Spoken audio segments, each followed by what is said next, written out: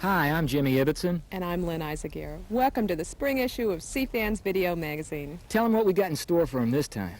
This issue, we're going to focus on walls, Jimmy. I love to dive the walls. In our last issue, we talked a little bit about walls. This time, we take you to the wall, some of the greatest wall diving in the world. First, Bloody Bay, Little Cayman.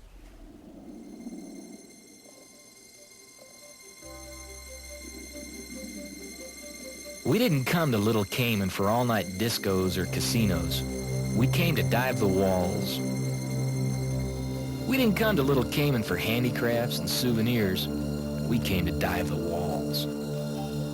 We didn't come to Little Cayman for air-conditioned rooms or swimming pools. We came to dive the walls.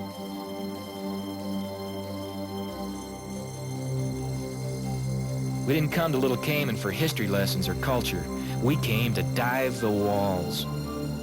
We didn't come to Little Cayman for any of those extras that we sometimes look for and find at dive destinations. It doesn't have them. We came for the sheer thrill and pleasure of immersion in the unspoiled waters and casual atmosphere of a water sportsman's treasure chest. And this old pirate's haunt gives us every bit of that.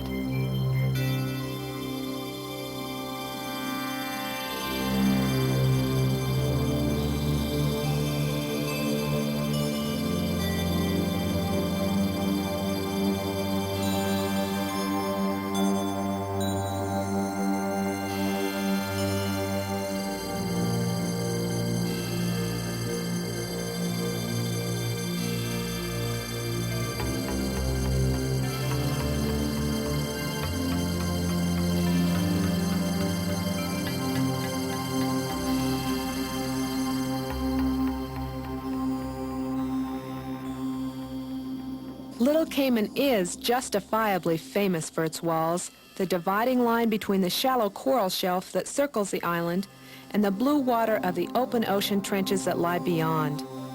The walls start in as little as 20 feet of water and plunge in cliffs veined with canyons and caves and festooned with colorful sponges and gorgonians to the bottom, thousands of fathoms below. I must confess that we find the lure of infinity on the wall almost too seductive to ignore. We both tell our buddies to watch us so that we don't become lost in the beauty of the plunge and simply keep on going down. It's easy to do, and one thing divers should be aware of. The waters are 80 degrees, clear and unpolluted. Far from any major landmass, there's no rain runoff, river outflows, or city pollution to spoil the water. Visibility is 200 feet plus. The desert climate assures sunny diving days, even in the winter.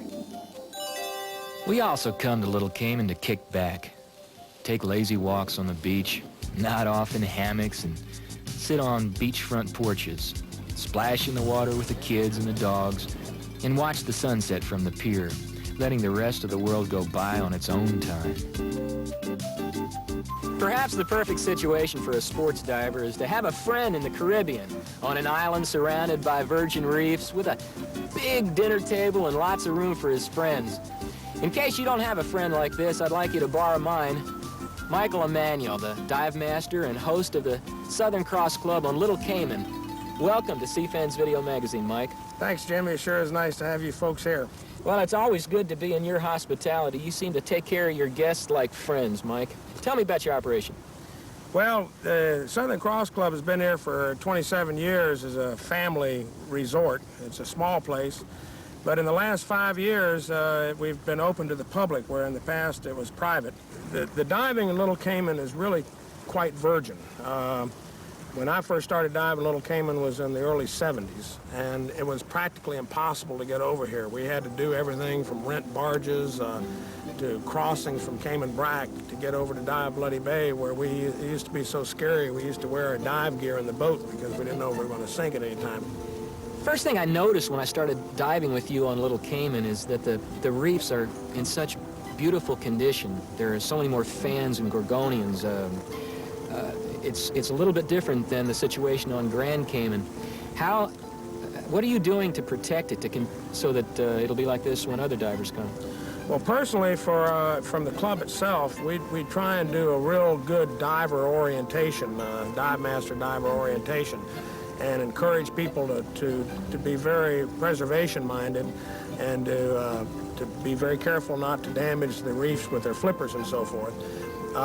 As far as anchors and so forth are concerned, we're very fortunate because the Cayman Island government has quickly pushed through their marine parks law for Little Cayman and Cayman Brac, which requires boats to use moorings, which the government has provided quite a few, and some of the operators, the liveaboard dive boats, have provided a few.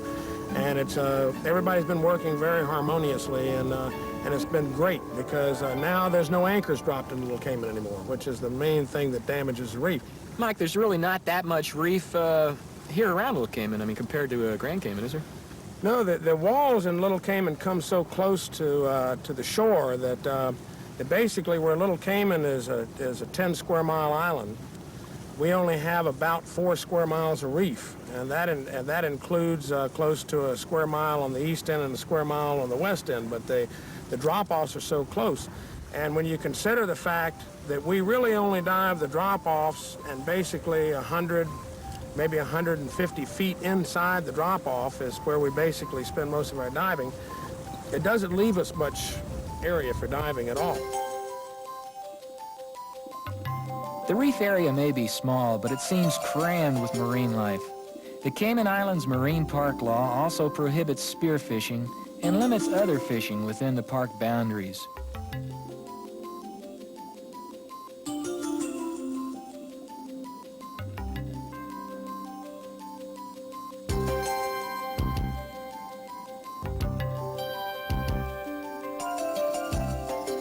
Reef fish like these angels,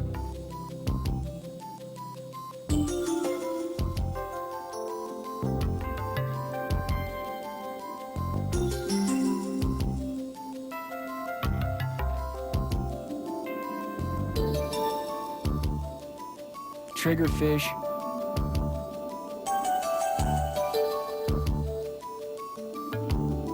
and drums only have to deal with their natural predators like trumpetfish and jacks.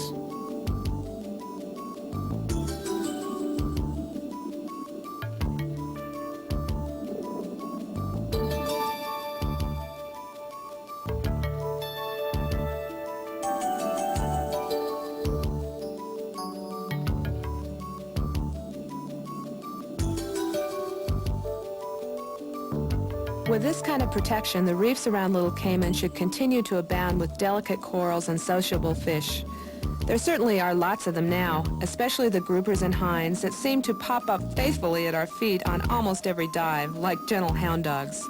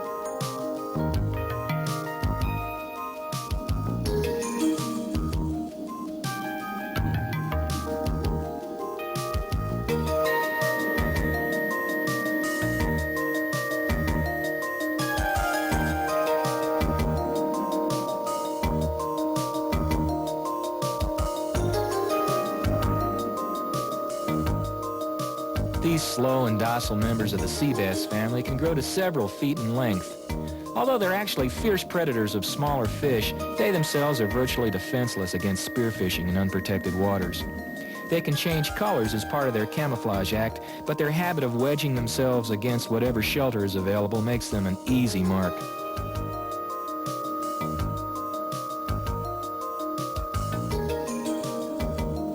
We welcome them as companions on our dives. I'm excited to see this golden hind, a striking but rarely seen member of the sea bass family.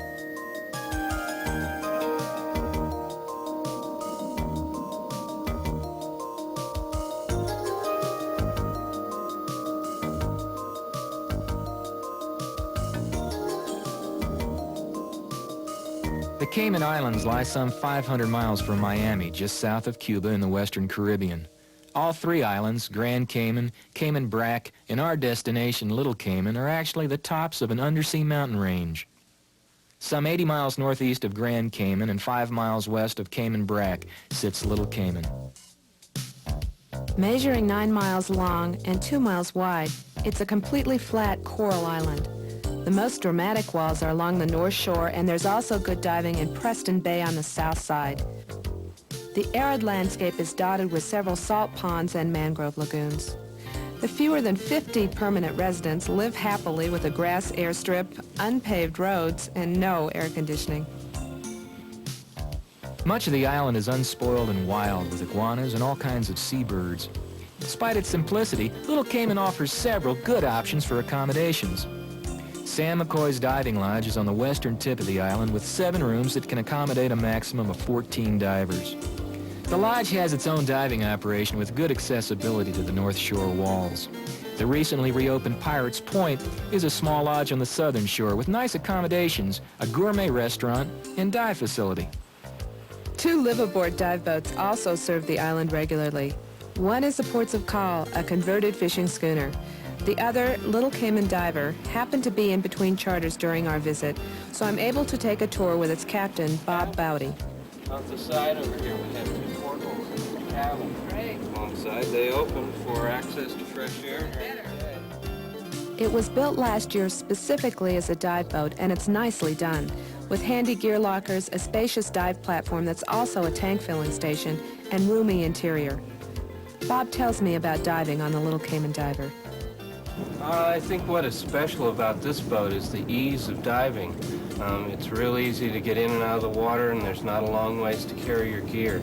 We've had a lot of older folks in their 60s, 70s, and even 80s that have dove off our boat and been real comfortable and really enjoyed the diving. Bob, where do you dive with the Little Cayman Diver? Little Cayman Diver dives almost exclusively around Little Cayman, mostly in the Jackson Bay and on Bloody Bay Wall. Finally, there's the Southern Cross Club where we're staying. Its comfortably furnished, breezy beachfront bungalows sit on well-kept grounds. There's a homey feeling to the place that recalls its origin as a private fishing club. There are evenings of conviviality and cocktails in the cozy bar. The delicious family-style meals, hosted by Mike and Donna Emanuel in the club's dining room, give us the chance to trade tales of our day's adventures with fellow sportsmen. And for snacks, just wander into the kitchen when you're hungry, or behind the bar to mix a drink if you're thirsty. For divers, the Southern Cross Club has an open-air dive shop and tank filling station with some rental gear. From its large pier, it's about a 20-minute boat ride in Mike's sporty Boston whalers around to the walls on the North Shore, except when the prevailing southeast winds are especially strong. Then it's a 30-minute roller coaster ride that Mike calls gorilla diving. The club has purchased a larger boat with a cabin and a head that will more comfortably carry up to 12 divers around to the walls for all-day 3-tank expeditions. It should be in service by April.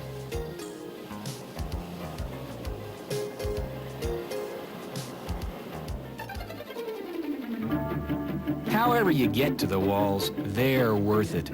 Perhaps the most popular site is Bloody Bay Wall toward the northwest tip of the island. This wall starts at 20 feet and shoots down to 1,000.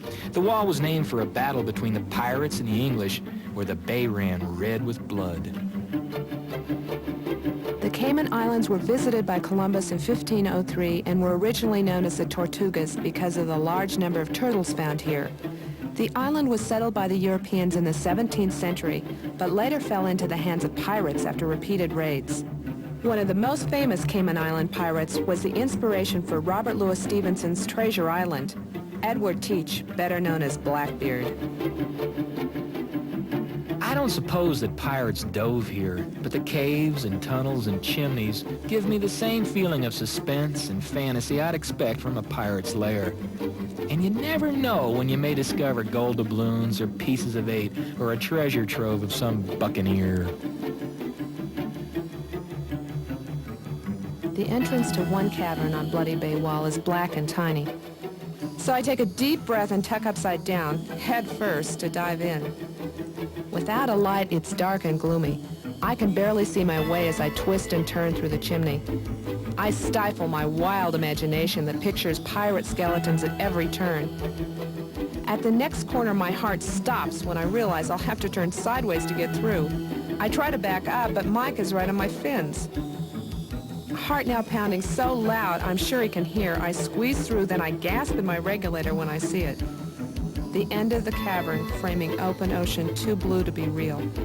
I shoot through to come out on the wall, so excited I forget to breathe. Below me, the reef plunges hundreds of feet.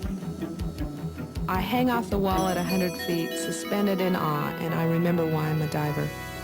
The cliff is infinity manifest. Also along Bloody Bay is 3-fathom wall. The top of the wall is within 18 feet of the surface, and there's a deep tunnel. It has large openings filled with sea fans and sponges in a rainbow of colors.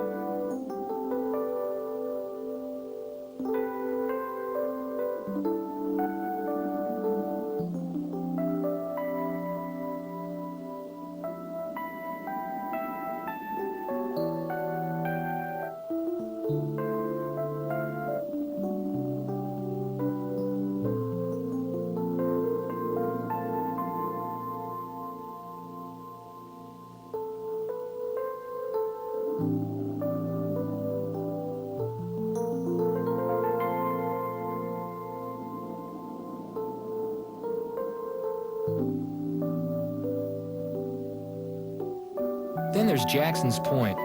This drop-off is a mad jungle gym with canyons, caves, chimneys, and giant coral heads to swim over and under and around.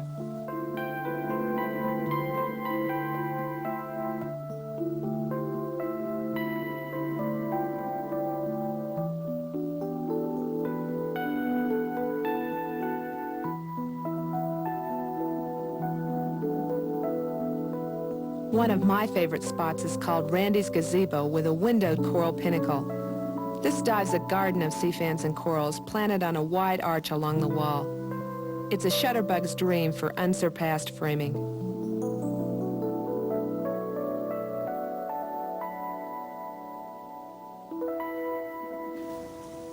Mike, as you know, I'm just a scuba diver and don't know the first thing about fishing. But sitting around your table at the Southern Cross Club, I get the urge to get me a tarpon. Can you cross me over to the other sport? That's no problem. That's what the club is set up to do. You could get up early, go to the tarpon pond, have a session at the tarpon pond, catch some tarpon, which are all kind of pygmy. They're not very large because of the limited environment they have. The water's so shallow. I consider Mike's offer to get me out on the tarpon pond as a personal challenge, and I'm up before dawn to be down the road and on the water at first light. I'm led by Dennis, the Southern Cross Club's expert fishing guide and instructor. He tells me that these tarpon found their way into the brackish pond during the extremely high tide of a hurricane some 100 years ago. I seem to be more successful as a boatman than a fisherman, because we don't hook up into one of these silvery largemouth tarpon until I take the oars and let Dennis take the ride. Come back, have breakfast, go out for a 2-tank day diving, and come back in and have some bone fishing in the afternoon, or possibly even what we're very excited about is be able to go out and spend the afternoon and have a very good shot at catching a blue marlin or some dolphin or a wahoo or one of the blue water fish, all in one day. We head out on Captain Steve Phillips' blue water fishing boat to give marlin fishing a try.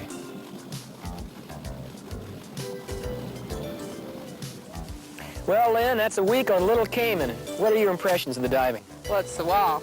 I like that the wall starts at 20 or 30 feet, and you could go through all those little canyons and chimneys and come out on perfect blue water. It's a heart stopper for me every time. Ooh, it's like jumping out of an airplane. You know, it's not that easy to get to Little Cayman, though. So it makes it even more special to be here, doesn't it? It's not for everyone. There's not a lot of nightlife except stargazing. I like that part. And I like the fact that we're at a sporting club here at the Southern Cross Club. And it's like for just a couple days, I've been transformed from tourist to adventurer to sportsman. And I feel like Donna and Mike and the family here have let me in on a little secret. We hope we've let you in on it, too. An issue's not complete without an underwater photography clinic. What is it this time, Lynne? Howard Hall, noted for his pictures of marine life in the book Successful Underwater Photography, Jimmy. We got a taste of his work in the first issue. I'm looking forward to seeing how he does it.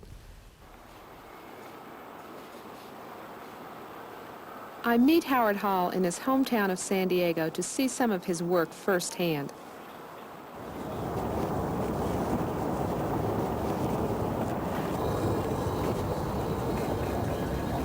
Good morning. Good morning. Good morning. Good to see you again, Howard. Lynne, this is our skipper, Mel Oslin. Hi, Lynn. Good to meet you. Nice to meet you. Looks like a great boat. Yeah, it's a good boat. Let's get on and get started. Okay, careful now, it's slippery. Okay.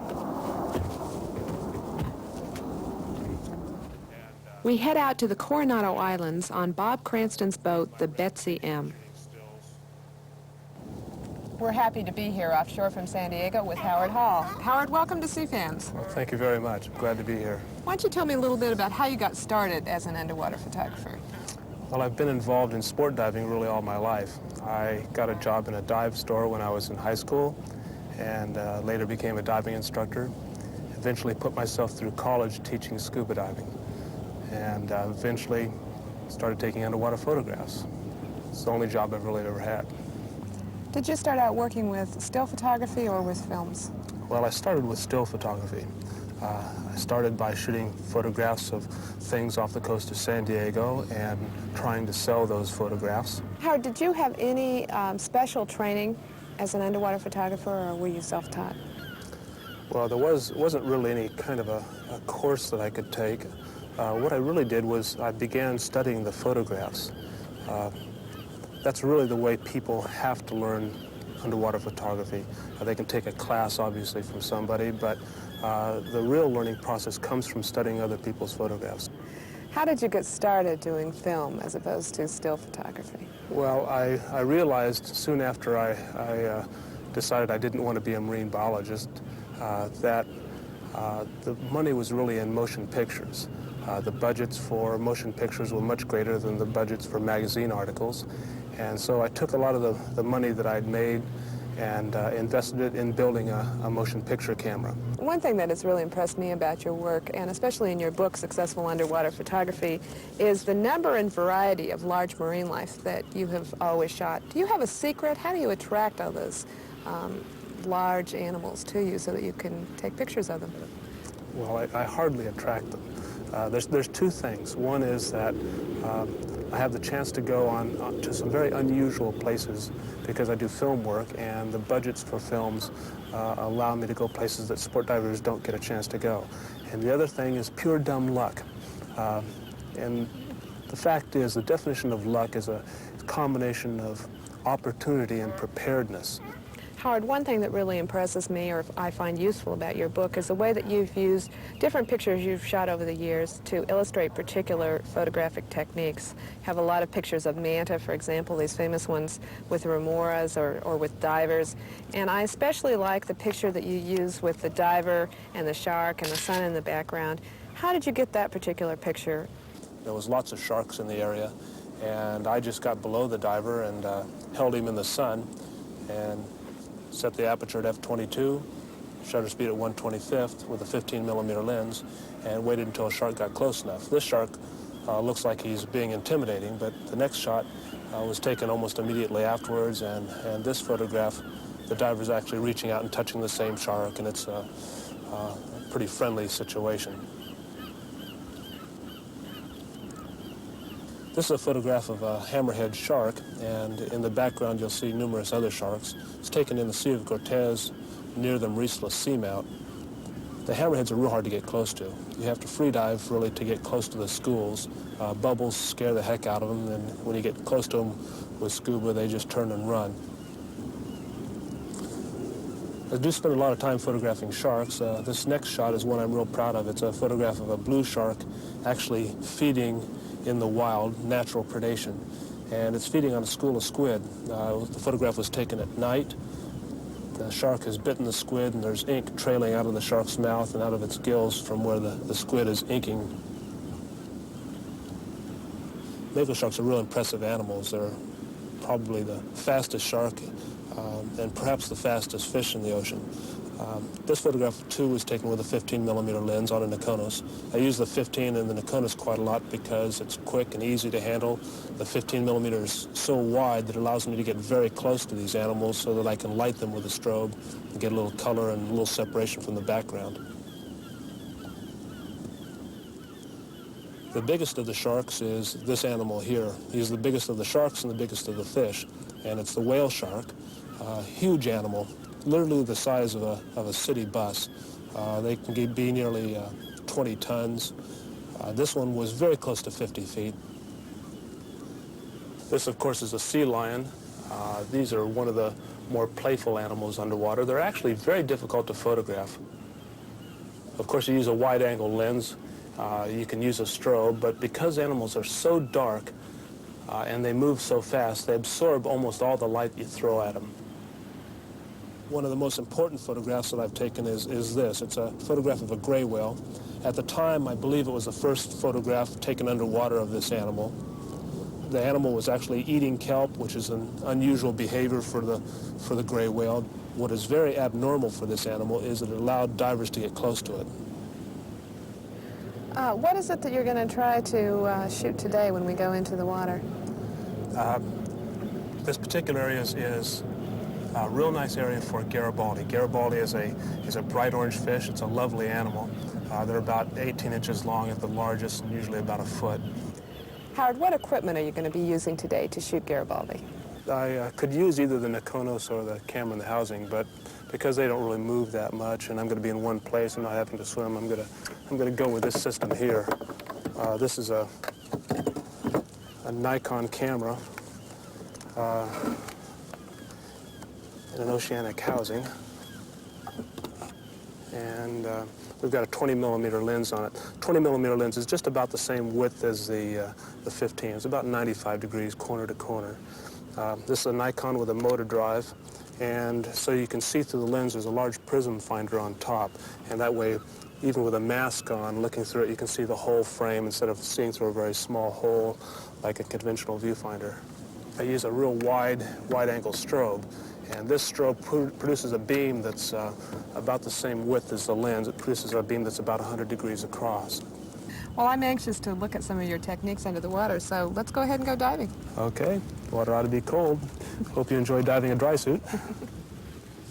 You know, I love wearing hoods. I think they're going to be the new fashion this year. Here's my regulator here. I'll need that.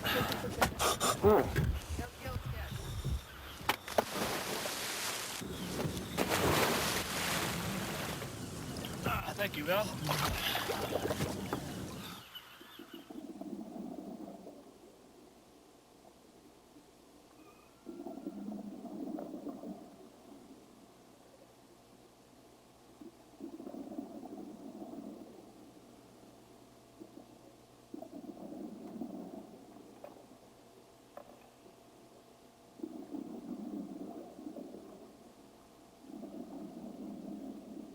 We drop down into clear water and are greeted by playful sea lions. After a look, we head off to locate some Garibaldi. I'll be using a wide-angle lens. The camera housing has a 20mm lens on it, which is real wide, and I'm going to focus at about 2 feet away and try to get a whole group of these animals together. If I just wanted a photograph of one, I would use a different lens, probably a 55mm lens, something much narrower. But in order to get a group of these guys, I'm going to go with a wide-angle lens and the big wide-angle strobe.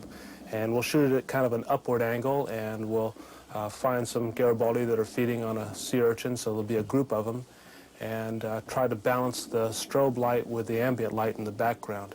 Probably use low power on the strobe because ambient light here is pretty dark, especially in the wintertime. And at f5.6, we're going to want to use a real low power on the strobe so we don't wash out the foreground. and trying to put enough light on the Garibaldi so that they're not, obviously lit by a strobe. Just enough light to fill in the colors and make it look like the whole frame is natural light.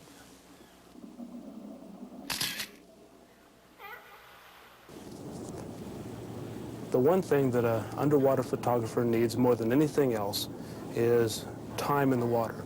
That's more important than a really in-depth knowledge of technical photography. It's more important than anything else. The more time you spend in the water, the more opportunity you're going to have to see things that make really valuable photographs.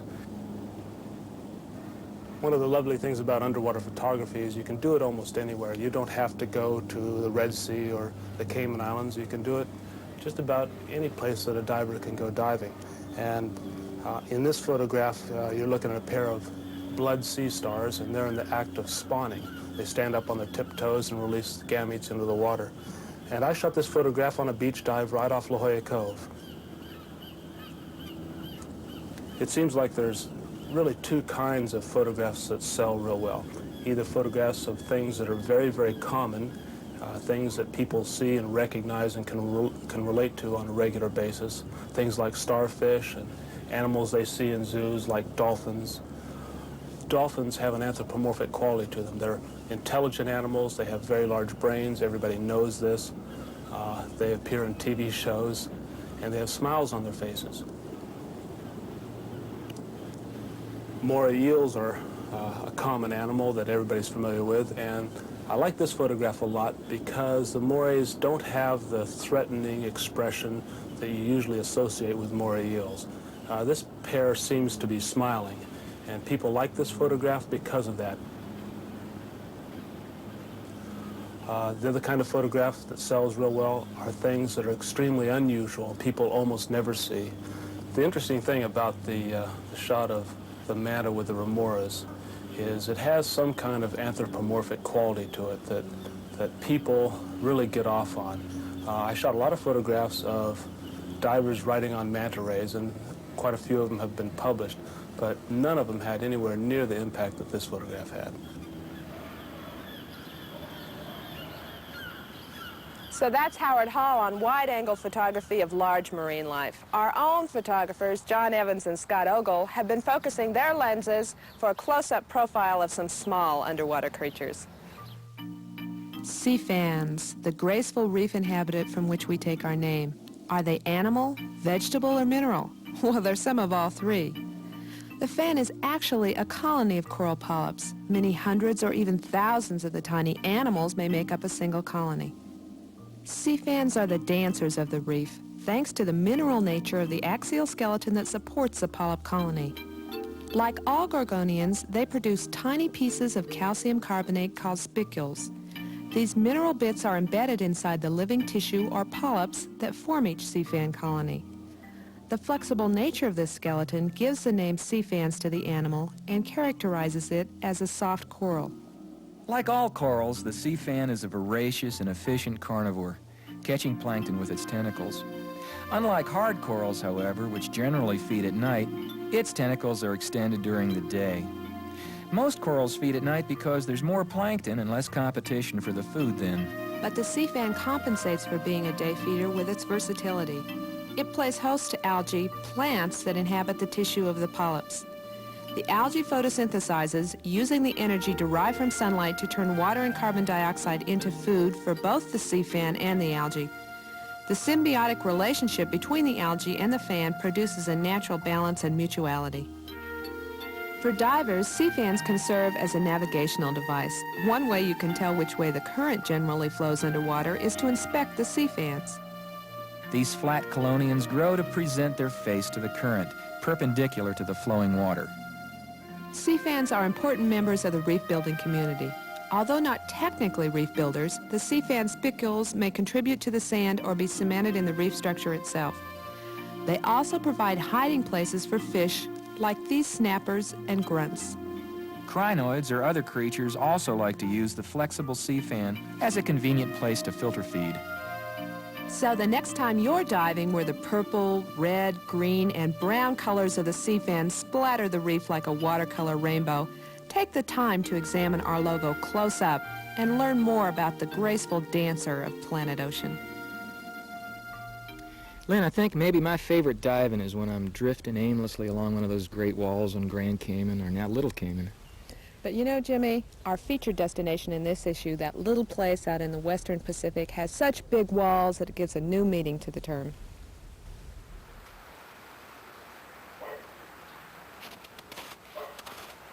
You know how sometimes in the middle of the winter you just need to get away, far away? I close up the house in Denver and head for San Francisco to meet Jimmy and take off for the South Seas, to the magic of Micronesia and the enchanted islands of Palau. Good evening, ladies and gentlemen. We'd like to welcome you aboard Continental's Flight 893 en route to San Francisco in just a few minutes. Continental Flight 3 for Honolulu and Guam is in the final boarding stages. Thank you. This time I'd like to board all passengers going on Continental's Flight 3 to Guam. First Honolulu, then Guam, finally Koror in Palau. It's a big pond we're hopping over. You know, I like the idea of going diving in Micronesia, but it's really a lot of trouble to get there. Yeah. And I don't understand something about our 17-hour flight. How come we leave on Friday, we fly for 17 hours, and somehow it takes 2 days to get there? That's because we left really, really late on Friday. No, it's the international dateline, man. It's really I know simple. it's an international dateline, but what does that mean? I don't seem to understand it. Well, see, there's only so much time to go around.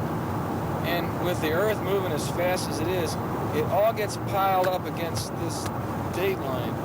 And so there's lots of hours. And once you cross over, like it's springtime on one side and Thursday on the other. It's obvious, I think. Go back to sleep, Jimmy. For our featured destination, we've traveled halfway around the world to Micronesia in the equatorial Pacific. To bring you the rock islands and underwater splendor of the new Republic of Palau. A place like no other island dream. We jump overboard and into the water as soon as we're able, and right away I can see we're in a brand new ocean. Maybe that's because there are 600 species of coral in the Pacific compared to only 48 in the Caribbean. The corals, like most other forms of life in the Pacific, had their origin in the fertile seas of Southeast Asia, so the number actually declines as you move east. There are 3 times as many varieties of coral in Micronesia as the ones we saw in Hawaii. The diversity, virginity, and lushness here is endlessly amazing. We swim past elegant profiles of table corals, velvety soft corals like sea fans and whips, and a veritable vegetable garden of broccoli and lettuce-type corals.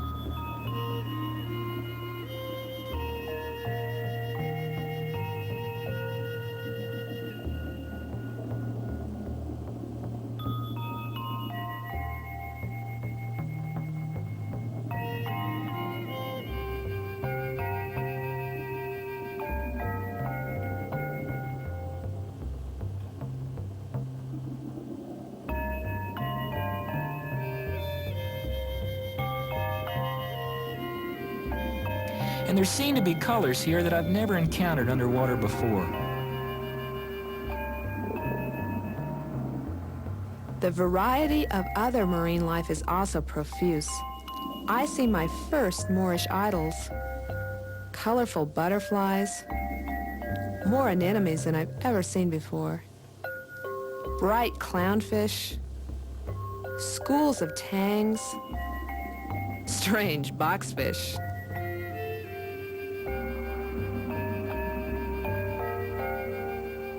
Goatfish,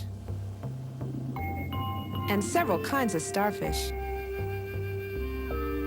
Curious about this especially strange sea star, I asked a Palauan dive guide to tell me its name. According to him, it's a starfish. Pressing him further, I find that even in the Palauan tongue, there's only one word, ptu, for every type of sea star. In fact, it's the same word for the stars in the sky.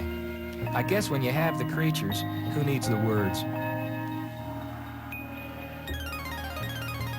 The Republic of Palau is actually a collection of islands sheltered by a barrier reef that creates a wide lagoon.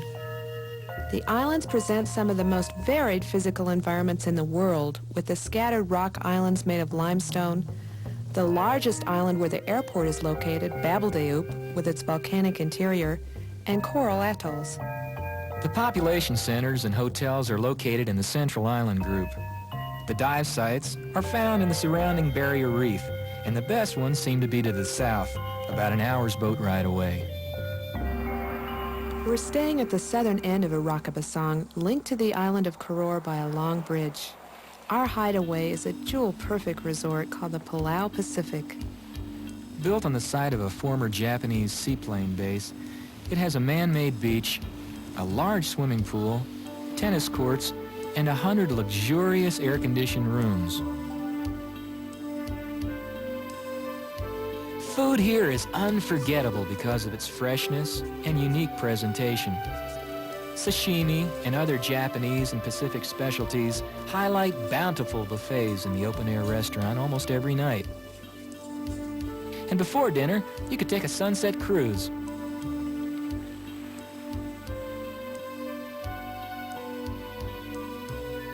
The other large, full-service hotel in Palau is the Hotel Nico, built on a hillside on the island of Koror.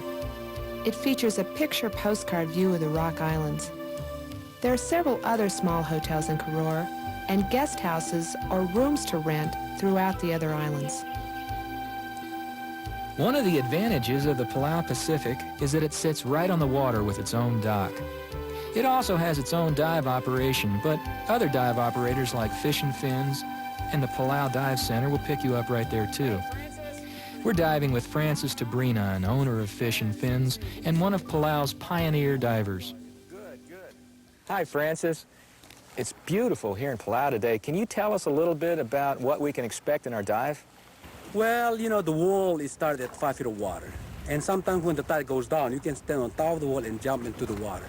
And the life is right there. I mean, so the divers can have their own way of diving. Some people like to go deep diving, they can do deep diving. People like to do a shallow dive, they can have a shallow dive. Francis, how did you get interested in diving? How did you first get started? Scuba diving can go back a long way in my life. I was a little kid and I watched the Navy divers out here in this island. And I felt like, man, that's going to be my life. I want to be doing something interesting. But I've been diving since 1967. Francis, can you tell us a little bit about your dive operation at Fish and Fins?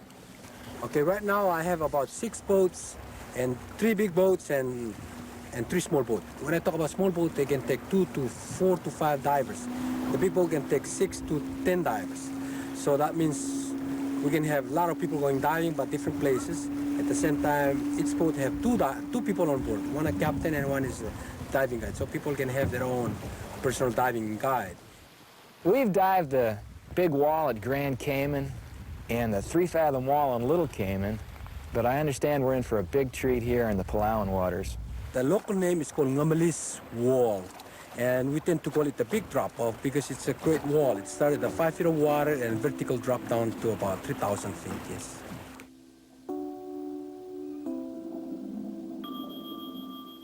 Free-falling down a Palauan wall is like jumping out of an airplane or hang gliding or some other fantasy of flight-fulfilling pastime.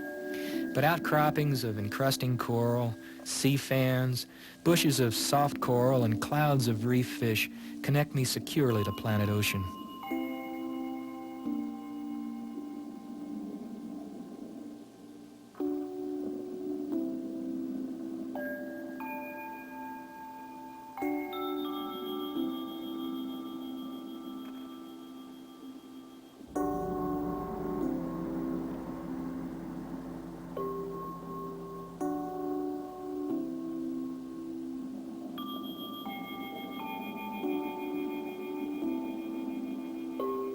Along the wall, our lights reveal nooks and crannies filled with gemstone colors like the inside of a geode.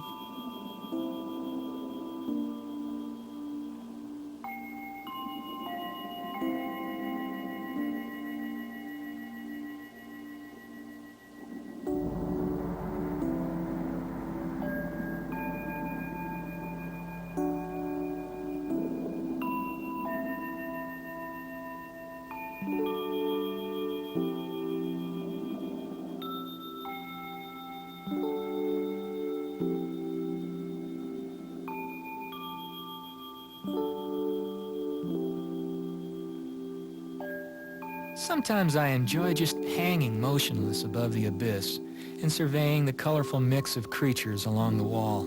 In Palau, I encounter my first blue hole. It's a curious formation. A hole in the top of the reef with walls that start in about 4 feet of water and plunge down to 60 feet to an arch that's cut through the wall into open ocean.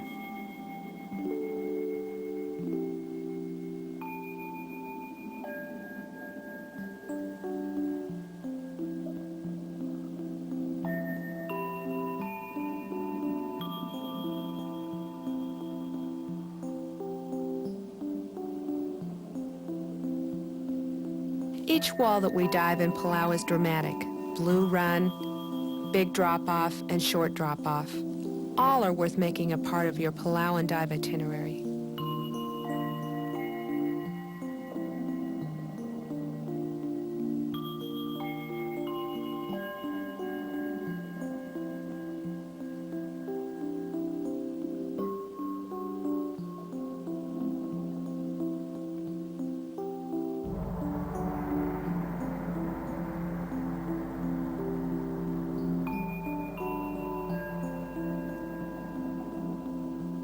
During my wall dives, I'm constantly lured back to the tops of the reefs. The shallow water allows the riot of colors in the coral and fish and clams to be bathed in brilliant sunlight. This makes it a great place to snorkel or to blow off nitrogen at the end of a dive.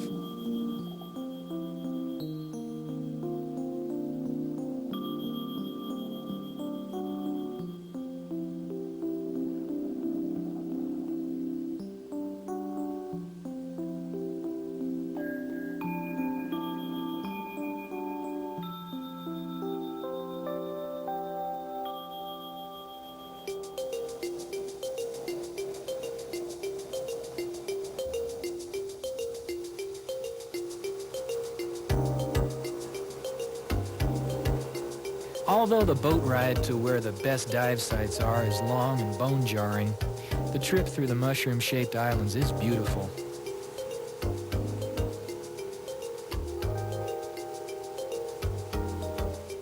These verdant islands bubble up to form a string of beads draped sensuously on the Pacific's bodice.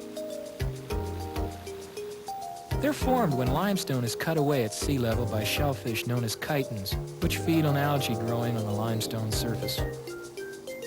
The Sapphire Lagoon flows through arches and caves backed by thick jungle, fronted by secluded beaches.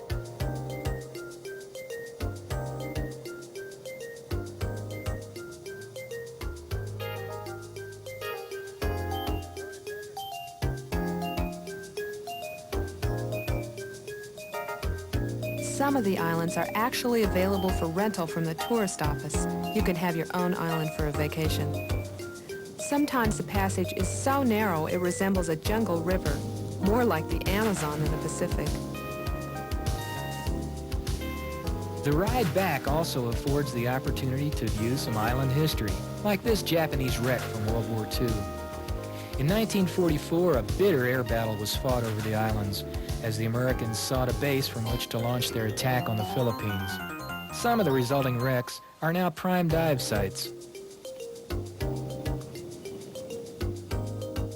There's a good 14 wrecks, diveable wrecks out here, but the number goes to about 36 wrecks in Palau. The climate includes some rain almost every day, with February to April the driest months and July to October the southwest monsoon season. Temperatures are generally in the high 70s and low 80s. The original inhabitants of Palau can trace their lineage back to 1,000 years BC.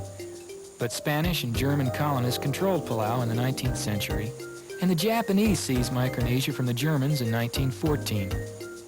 An American trust territory since the war, Palau voted for independence in 1979. But a compact solidifying that independence has been stalled in Congress because of the addition by the Palauans of a nuclear-free provision. This diverse history is reflected in the culture of the island today. These dancers perform in the traditional style, with their music being less singing than choral speaking. The subject matter of the dances ranges from the traditional to the modern. This dance is about a Palauan woman who ran off in the arms of a German officer. I'd love some, thank you. Well, As hard as it's going to be to stay off the reefs today, I want to stay dry and see some of the culture of Palau. Sounds good to me. I really want to go into the village of Koror. It's supposed to be really picturesque. Yeah, also, I want to see the Mariculture Center. They're growing big giant clams and turtles there, and that might be interesting. Great. I also want to go down into the museum. I hear you can watch them carve storyboards outside there, outside the jail. I'd really like to see some outrigger canoes and maybe the men's meeting house, too. A walk through a lush rainforest of trees and flowers leads us to the Abai, the traditional men's meeting house. Oh, this carving, kind of showing men at work here. The fish patterns repeated, the sharks and the fish in the place of prominence. Is it okay if we go in? Yes, I think so. Who's going to know? All the plowing spirits, but my goodness gracious, this is great. There's a fire pit in the middle of the room that I guess was for light and feeling of comfort. And here we've got shelves that I'm told were a place to put their mats on when they weren't in use. They've stayed here all night, you think? I suppose maybe they had all-night ceremonies. Look at this. It looks like they didn't use nails. It's all lashed together here, you can see. With vines, huh? Vines, you think? Yeah, I think so. Lynn, I think most of these beam carvings tell a legend or a story. Later, we visit the storyboard carvers who cluster around the museum. The Japanese brought the storyboard form to the traditional island carvers during the 1930s. The Republic now boasts many expert carvers. Driving back through Koror, the rich culture and history of the island contrasts sharply with her modern rush hour. But the biggest heritage of Palau is its people, especially the children who are still friendly and open to visitors. On our way back to Ibbotson, we stopped to visit the Mariculture Center. The center studies endangered marine life such as turtles, leopard sharks, and giant redacted clams.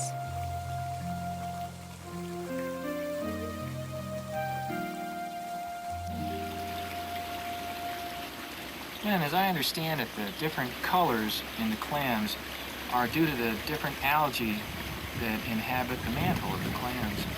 And the clams stay open in the sunlight like this because it's to allow the algae to photosynthesize, and it actually produces its own food.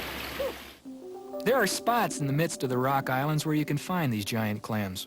One of nature's wonders, the colossal clam is the largest of all bivalve mollusks. These giants weigh as much as 200 pounds and can grow to a length exceeding 36 inches.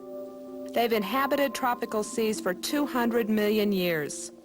The dive here is less than 20 feet because they exist in shallow water where sunlight can penetrate the surface.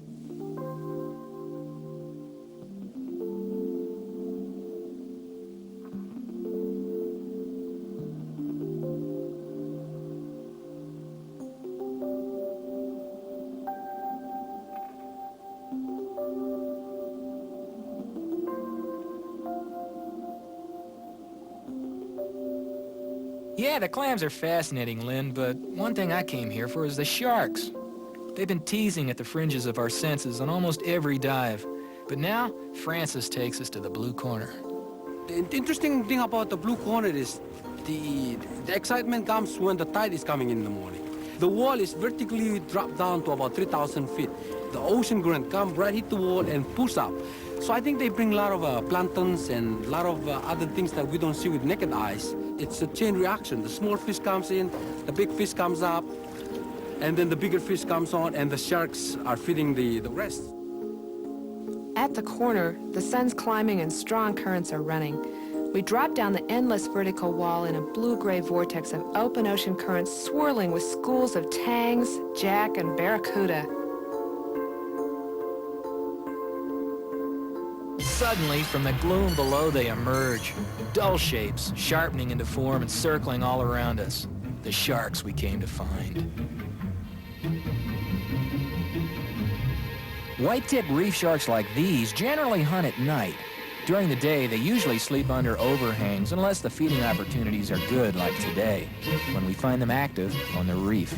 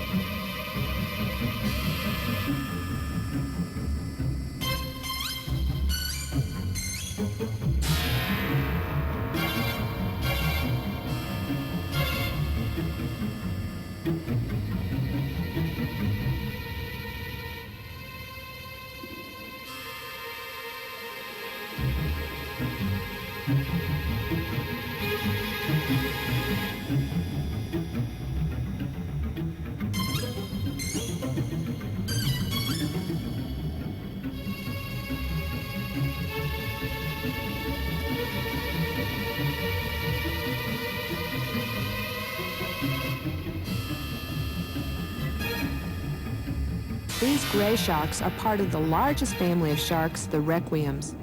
Growing up to 7 feet in length, the grays circle us slowly. They have survived 250 million years in savage seas by being the ultimate cautious predator. Generally, a single gray in clear water isn't dangerous to a diver and will back down like a barking dog. But a group like this can be prodded into a frenzy if there's bait or spearfishing. Most reefs aren't good hunting grounds for these sharks because of the reef fish's habit of staying close to shelter. So that makes Blue Corner unusual because it attracts the sharks this close to the reef.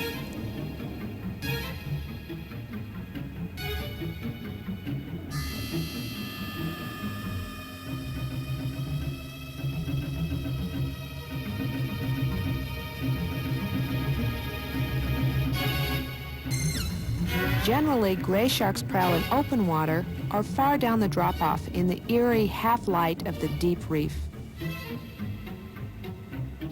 Today, we don't see the sharks feeding, but merely serving as hosts for the remoras that clean parasites from their skin.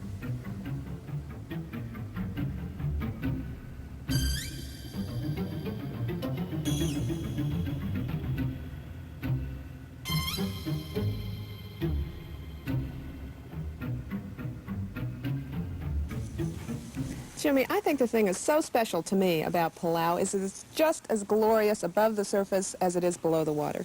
I couldn't agree with you more, Lynn. From the teardrop-shaped rock islands all the way down through the Emerald Sea to the seemingly infinite variety of coral and fish and colors, my eyes have been dazzled the whole time I've been here. Well, you know what's dazzled me? It's been the number of pelagics that we've seen here. It seems like every time we jump in the water, there's sharks. And you were in that huge school yesterday.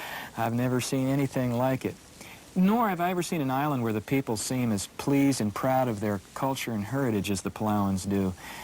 Although they go off island to study, they choose to come back here and live. Well, I'm going to choose to come back here, and we think it'd be a great choice for your diving visit also.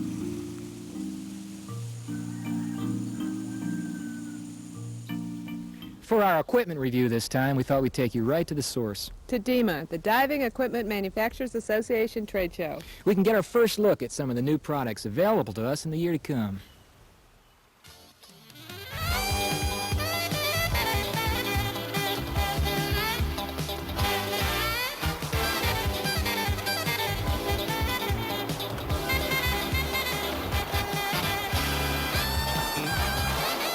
The Las Vegas Strip, that carnival of bright lights and glitter, is a long way from the colorful reefs of Palau. So what are the top names in diving doing here, far from any ocean, if not to see Sammy Davis? The answer, DEMA, the dive industry's trade show. There's also a lot of light and color inside the Las Vegas Convention Center as the diving equipment manufacturers are showing us what's new for 1987. Let's go take a look. Color coordination. It occupies a center ring at DEMA 87. I guess it makes diving seem friendlier when each diver can be identified by his or her colored accessories, but it doesn't really add anything to diving safety, comfort, or utility. However, color is where a lot of manufacturers seem to be putting their primary design and promotional efforts this year. Masks, snorkels, fins, mouthpieces, even dry suits and digital dive consoles. Nothing seems to have escaped the artist's brush. Several companies have colored tanks to match your BC. Catalina Cylinders offers multicolored specimens in sizes from 7 to 80 cubic feet. You can even have your own yellow submarine. This one from Sea Scout, you can cruise along the surface, dive below with its full ballasting system. It'll move you underwater at 6 miles an hour. Some of the biggies in diving, like Sherwood, Decor, Oceanic, Tecna, and Tabata, have taken to the color theme in a big way, with bold new colors not only on their masks, but matching mask, snorkel, and fin combos. It's not all fluff, however. In many cases, the new colored materials do perform better than the old basic black. Masks don't crack and fins float. For instance, Tecna guarantees their new Spectra fin against chipping. Seafans photographer Scott Ogle can hardly wait to get a pair in bright red. I'm looking forward to trying out a pair of these Bouchot power fins marketed by Sherwood. If you're planning on acquiring new colored gear, though, remember that colors don't look the same underwater. Those bright red fins might look brown at 100 feet, Scott. U.S. Divers is making some of the technology from Jacques Cousteau's Rediscovery of the World voyage available to sport divers this year. The Advanced Breathing System, or ABS, features a streamlined, low-profile case, vented to be self-draining. Inside, there are 3 aluminum cylinders connected by a forged one-piece manifold. It's rated to hold 90 cubic feet of air at 3,000 psi, and is supposed to have about the same buoyancy as a conventional aluminum 80 tank. Buoyancy compensators continue to appear with new features. This one from Ziegel has some standard ones like a cummerbund waist belt, quick release shoulder mechanism, but it's also got an integrated weight system, eliminates the discomfort of separate weight belt. In case you ever need to drop your weights, you just pull on the red ripcord. They're gone. One of the new propulsion vehicles that's going to be available this year is from Mana. This is their surface unit, has a dive flag, twin props. They also have 2 other models available with variable speeds and up to 82 pounds of thrust. A lot of attention continues to be focused on dive computers, devices designed to make dive planning simpler. By continually monitoring time and depth, they provide an electronic readout of remaining safe, no decompression dive time. This year, there'll be several new models joining Orca's Edge in your dealer's showcase. Meet the Skinny Dipper. It's Orca's newest generation dive computer from the same people that brought you the now famous Edge. The Skinny Dipper is an easily affordable, low-priced, inexpensive dive computer with new breakthroughs in microelectronics together with proven Edge performance and reliability. It shares the same time-tested program as that of the Edge, and it does not merely read a set of tables, but continuously calculates the nitrogen levels of all 12 body tissues. This is a new Computac decompression computer for divers. It's unusual in that it contains a new U.S. Navy multi-level dive tables that give you credit for coming shallow towards the end of your dive and allows you to gain as much as 5 times in bottom time. Importantly, all the information is pictographically presented. As you can see, as you consume your air, the tank level drops. So as long as your tank is not empty and the little man is not full, you can safely continue your dive. All other information is presented in a color-coded fashion that give you progressively increasing levels of information according to your desire. The U.S. Divers DataScan 2 system is a fully computerized gauge that gives you all the information you'll need to plan your dive. It gives you a reading of what your current cylinder pressure is, the depth that you're at, the maximum dive depth that you've reached on your dive, and it also helps you it gives you an indication of how much air time you have remaining. It indicates air consumption and also the remaining time for a no decompression dive. This is a no decompression meter that helps you to plan on the surface. It also helps you to plan your next dives for a no decompression limit. This DataScan 2 will be available about mid-June at your local Aqualung dealer. This is Oceanic USA's digital no decompression and air consumption computer, the DataMaster 2. It gives you dive planning data and your dive time remaining, letting you know how much time you can spend underwater during the dive. It's now available at your local dive store. Sounds like they could revolutionize sport diving and the use of dive tables, don't they? We want to take a closer look. Sea-Fans will be doing an in-depth analysis of these computers in an upcoming issue. So that's some of what's new for 1987. We're looking forward to testing this equipment, lots of other pieces of equipment for you in the water in the coming year. This is John Evans for Sea-Fans. In addition to taking a look at some new equipment for this year, we at Sea-Fans have also taken a look at a whole new way to go diving, with an amphibian airplane. This one's a Cessna 207, a strange-looking turbocharged single-engine plane with special floats attached underneath. The floats have retractable landing gear so the plane can land or take off on the ground or on water. All right. I flew in the amphibian from Florida down to an out-of-the-way spot in the Bahamas to meet up with Jimmy and try some airborne diving. Our pilot and dive master is Mort Mason, who operates his flying dive service out of West Palm Beach, Florida. Plane looks great. Isn't it a beauty? It's real handy being able to pop our gear right from the car and into the airplane, and then be on our way. The turbocharged Cessna can carry 4 divers and their gear and doesn't need a whole lot of runway. Mort's a veteran of 20 years flying in the Alaskan backcountry, where there are a lot more lakes than runways, so he spent a lot of time piloting amphibians. He's also been a scuba instructor for years, so putting together diving with flying was a natural thing for him when he moved to Florida recently. From the air, we're able to survey the tops of the reefs and pick out a particularly attractive spot to dive. All we need is the calm of a lee shore to settle down right above our dive spot. The amphibian floats serve as our dive platform.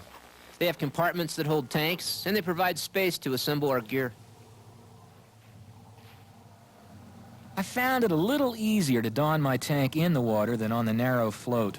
We're quickly in the water, and while Mort stands watch above, we descend. Below, we find a fairly typical Northern Caribbean-type reef, but we do encounter an hypnotic interlude with pulsating jellyfish. Eventually, breaking out of our trance, we surface, and Mort's right there to assist us back onto the float. Then comes one of the biggest thrills of the trip, taking off. Although I'm pretty sure a takeoff from water is possible, because after all, why else would Mort have these floats on his plane? The time it takes the little plane to get up enough speed and lift up on one float and shake itself finally free of the Caribbean is much longer than I expect.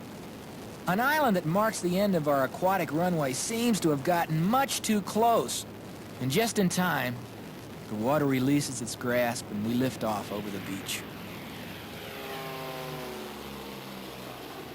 Skimming back at low altitude along the reef, which you have to maintain if you fly right after you dive to avoid decompression problems, I'm delighted to have found a whole new, handy way of dropping in on planet ocean. And now the adventure continues with walls of a different kind. We dive back into history on the man-made walls of the coral-encrusted wrecks of Truk Lagoon. Over 40 years ago, Japanese seamen walked these decks. Now, they're patrolled by barracuda. Over 40 years ago, this ammunition supplied Japanese weapons stationed in Truk Lagoon. Now, although still live and potentially dangerous, the ammo sits at the bottom of the sea. Over 40 years ago, this bomber lifted off a runway on the island of Attend during Operation Hailstone. Now, its wings are weighted with coral and sponges. In 1944, Truk Lagoon was the headquarters for major fleets of the Japanese Imperial Navy. Fortified and secure behind a barrier reef, Truk was regarded as the Gibraltar of the Pacific.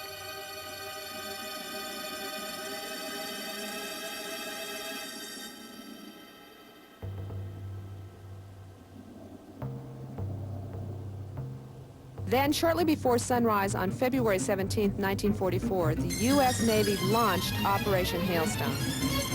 More than 72 Hellcats and 18 dauntless dive bombers tangled with scores of Japanese Zeros. The fighting raged through the next day, but in the end, the U.S. forces paralyzed Truk. Although an American reconnaissance of Truk earlier in February had alerted the fleet that an attack was planned, many support vessels remained in the lagoon because the Japanese simply couldn't get them out fast enough. More than 50 ships were sunk and all airfields were destroyed, along with 90% of the island installations. At the end of the attack, a total of 200,000 tons of ships, cargo, and planes, and over 1,000 men had been sacrificed to the bottom of Truk Lagoon. The wrecks became both memorials and tombs for those who died here.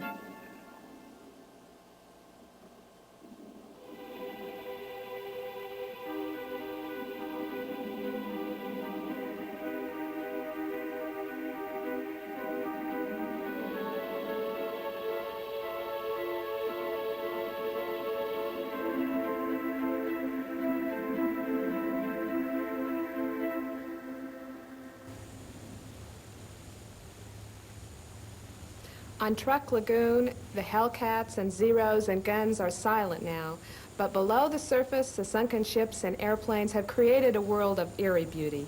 There, the only sound is the divers' bubbles. Today, Truk offers divers a singular opportunity. The man-made remains of the violence and destruction of war have mutated into new forms during the 40 years of ocean peace. The resulting shapes have a terrifying beauty. Nowhere else in planet ocean are there so many wrecks in such close proximity, with such clear water, now covered with such astonishing marine growth.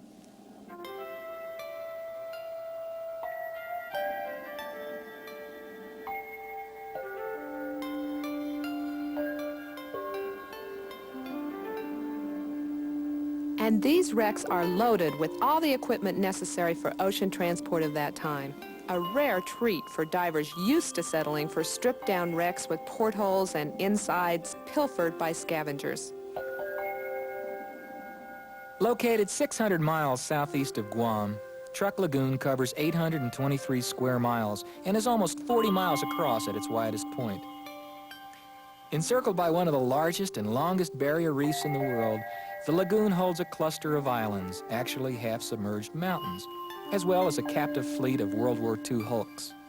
Most of the diveable wrecks surround the island of Dublin and fill the channel between Dublin and Pfeffin, while the dive operators embark from Moen. Boat rides to the wrecks generally take 20 to 40 minutes. Don't travel to Truk if you're a diver who craves nightlife or other surface excitement and amenities. The island of Moen, the commercial center, is dry, although since liquor is allowed on the outer islands of Truk, you can find it on Moen at bootleg prices. But the views from the hills on top of the island are worth climbing up to see, and there are some rides you can take through the jungle to explore World War II relics. In Moen itself, the frontier-like harbor is a mix of colorful dresses, loungers, wandering goats, and maritime activity.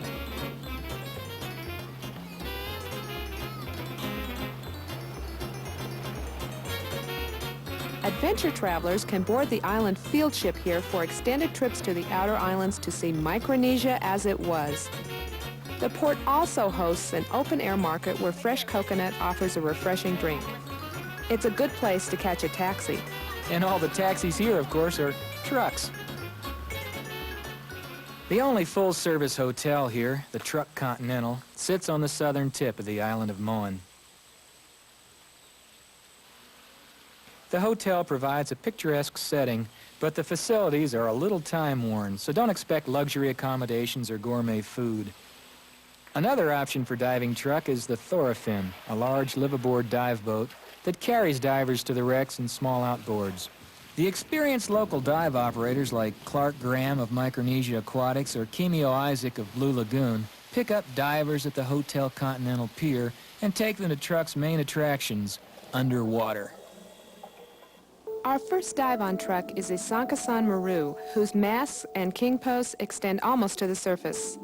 The name means mountain dragon, and as we descend, the ship seems to reveal itself in the water with a spooky ambience, as if the lettered decks could well be the entrance to a dragon's lair.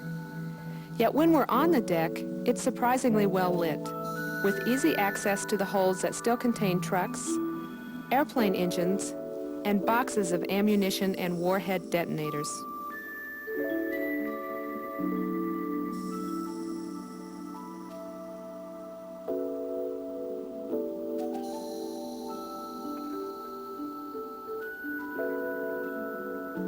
The Sanki-san was built as a transport and stretches 365 feet, weighing 4,770 tons. The ship rests in 100 feet of water, and it's 50 feet to the deck. Most of the boat is a mass of destruction. Only the 3 forward holds, the mast, and the king post remain intact. Underwater, the masts and king posts rise like huge lighthouse towers, thriving with a variety of encrusted hard and soft corals. On the long deck, fish swim peacefully through the wreckage of tires and rusty metal, Moorish idols, butterflies,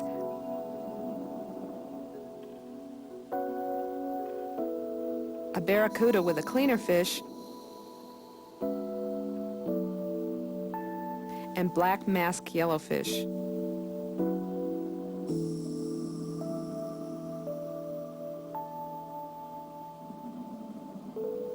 Coral clusters in a tire like a planter, and box oysters cling to the bowmast. Danger lies in the forward hold, with cases of small caliber machine gun ammunition and boxes of warhead detonators. In this wreck, As in all of the truck wrecks, be careful what you touch. Some of this ammunition is live and could be considered dangerous.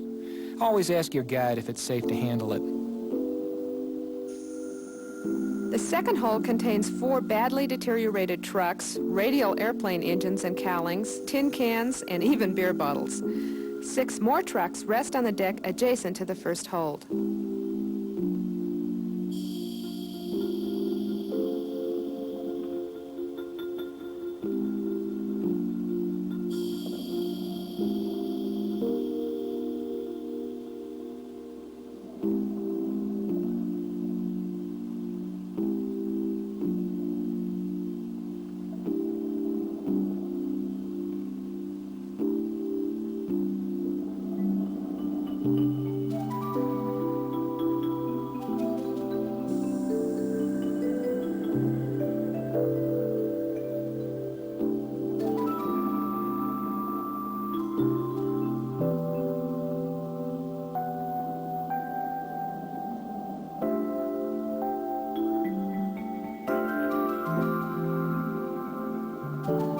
The twin-engine Betty bomber sits a bit tilted on the bottom, amidst coral rubble that would be all there is to Truk Lagoon if it weren't for the man-made reefs.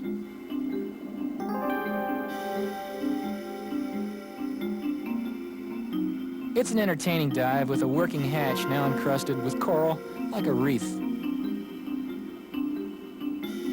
The medium bomber has an 82-foot wingspan and a 65-foot length.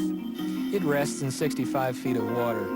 Built by Mitsubishi, it had a 265-mile-per-hour speed and a maximum range of 3,700 miles. The Betty bomber was apparently shot down during takeoff, since she lies just off the runway in good condition. John Evans, our producer, and Annie Ibbotson enter the bomber from the tail and pop out the hatch. There's also an opening through the plexiglass window near the center of the fuselage.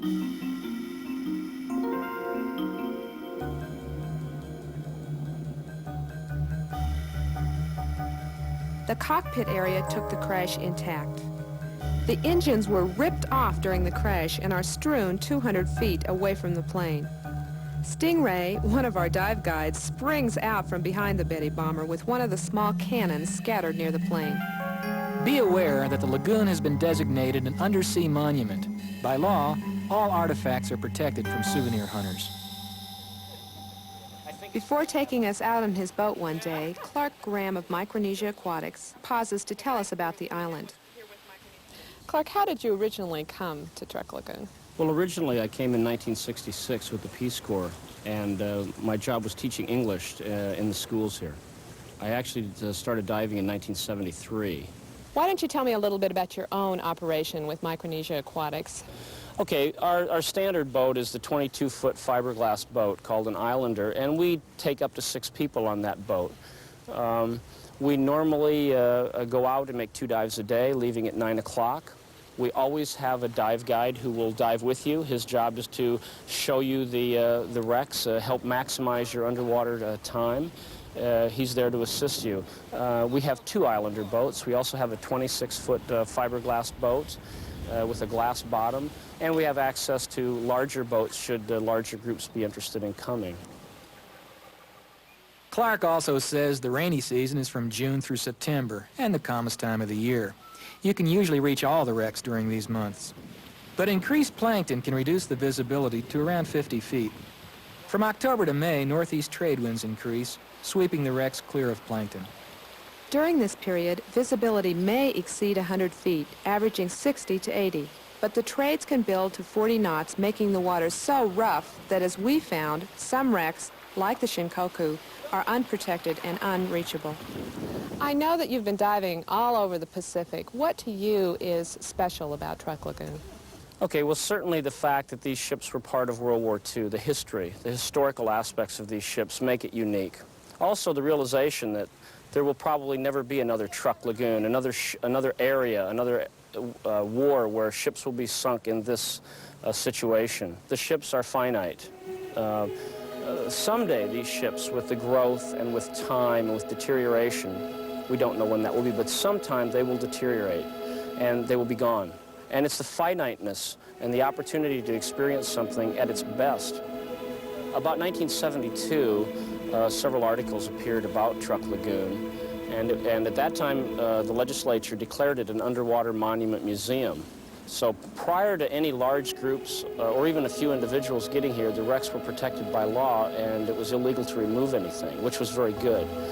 Shortly thereafter, then, about 75, 76 is when we started to see more and more tourist divers coming to the area. So really, Truk as a destination is relatively new.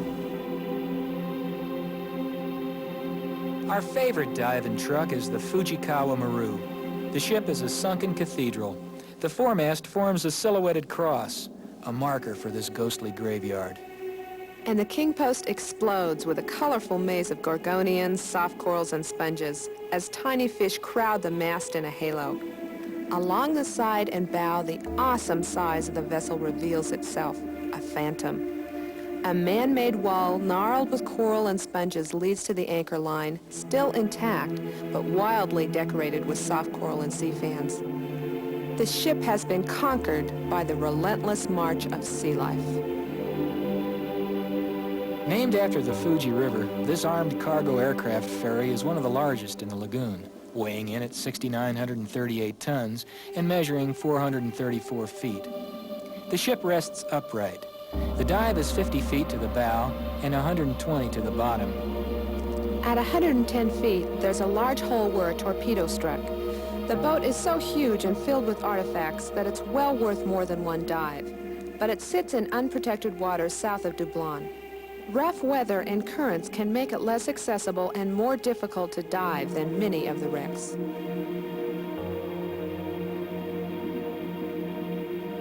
On this dive, we decide to head past the bow gun toward hold number 2. Our target is one of the Zeros at 90 feet. We drop down into the shadowy hold, and I'm excited to find one that still has some controls intact.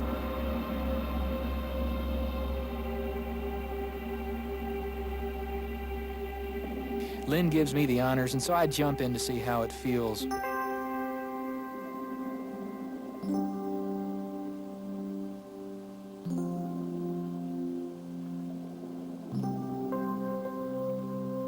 Remarkably, the stick is still operable. I'm amazed at how tiny and unprotected the cockpit feels.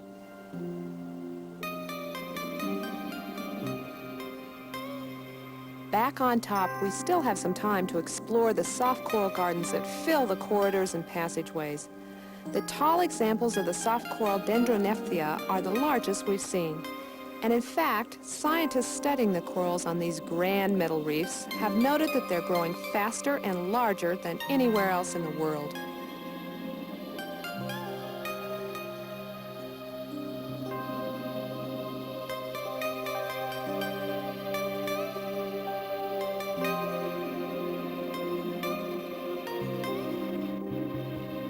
Ironically, the name of this vessel, Hyen, means peace.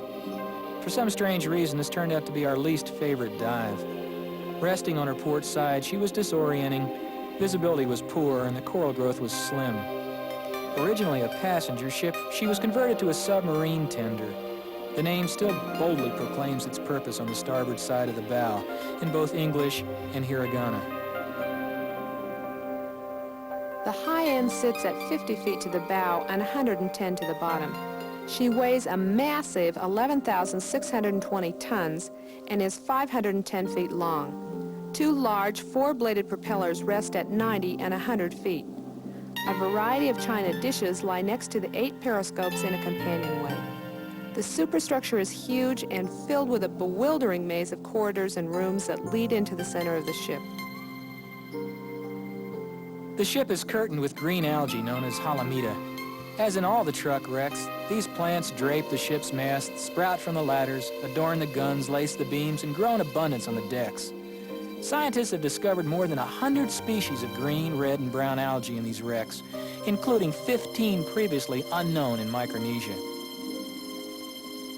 The dive guides on Truk lead what they call limited penetration dives, which means that they only enter areas with at least 2 exits and adequate available light.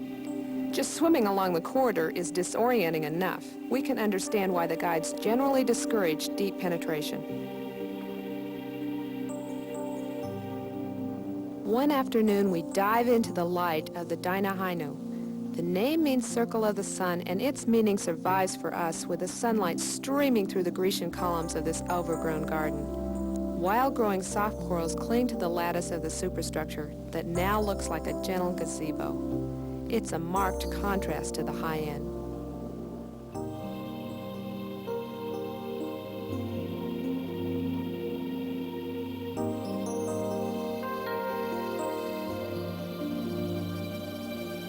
This armed cargo vessel was built by the Nakamura Steamship Company to weigh 3,220 tons and spread 190 feet.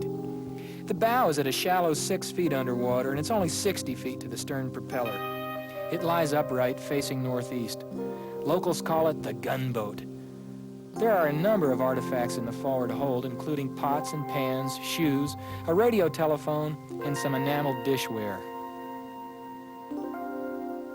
The boom leads to the bow gun that waits only 3 feet from the surface.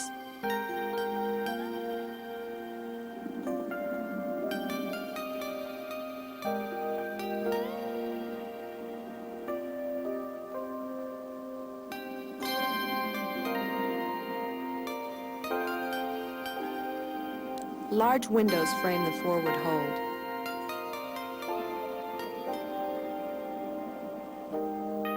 The bosun's quarters is well lit and still intact, with more sunlight streaming through columns.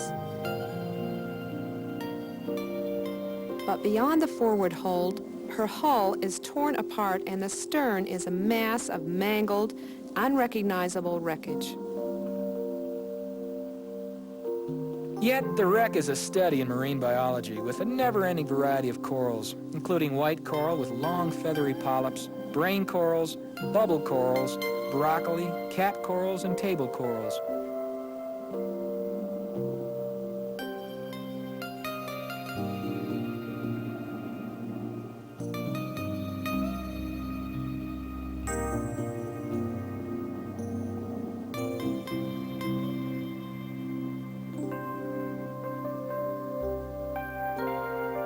Tiny blue chromis hide for protection from larger fish, as well as our camera in the branching hard corals.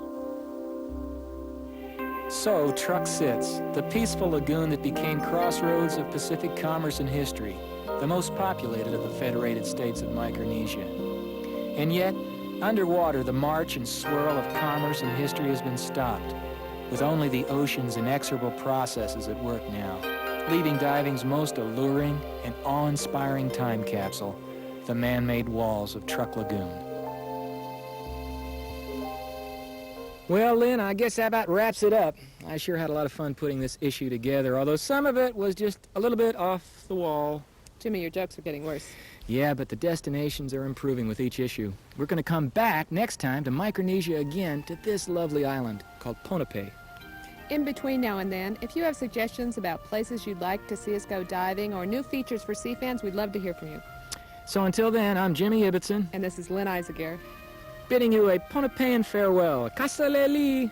Kasaleli!